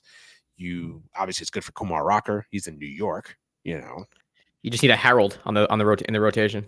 And then it's good for the Mets. So yeah. Yeah. I just caught that. Nah, man, it's good, man. It's good. I'm excited. Of course, nobody knows what's going to happen. He could get hurt. Who knows? He could be a total stiff. Not saying that it's guaranteed, but if it's exciting though.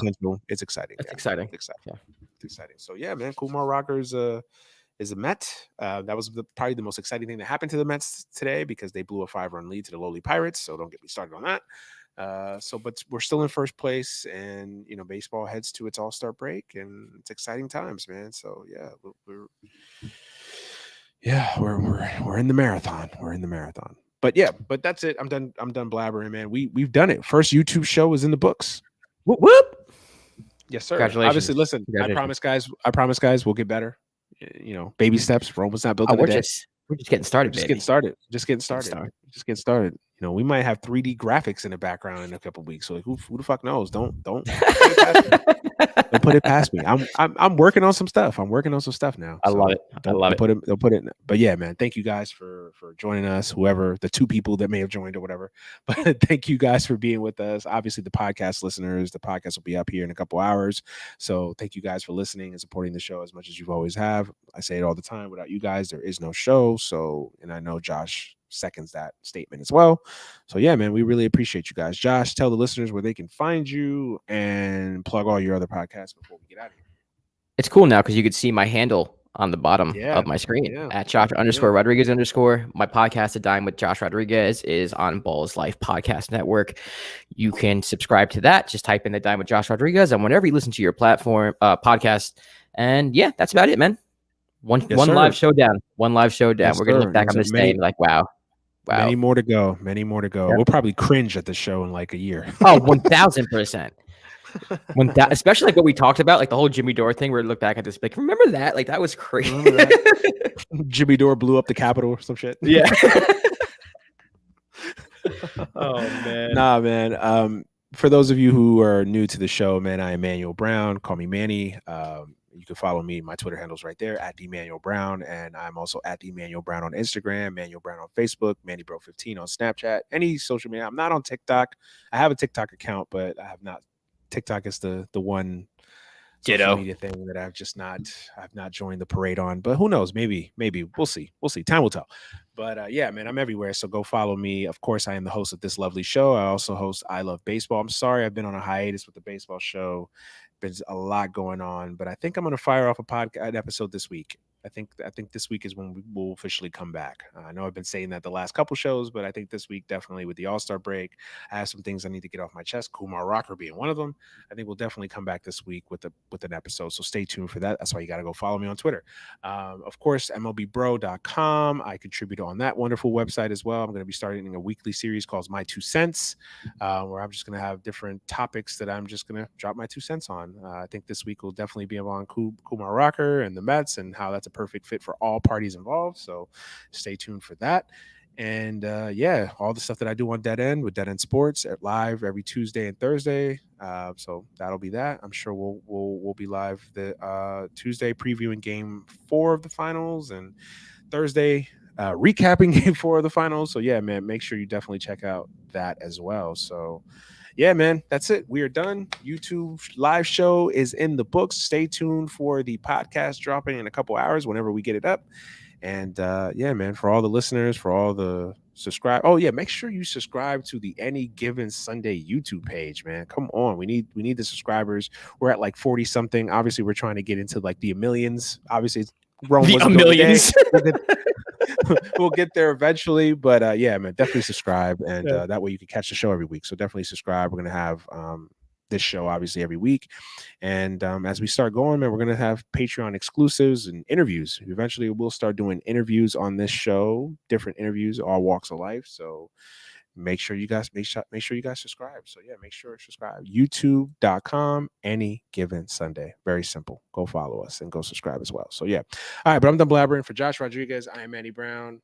This is Any Given Sunday. We are out of here. Peace.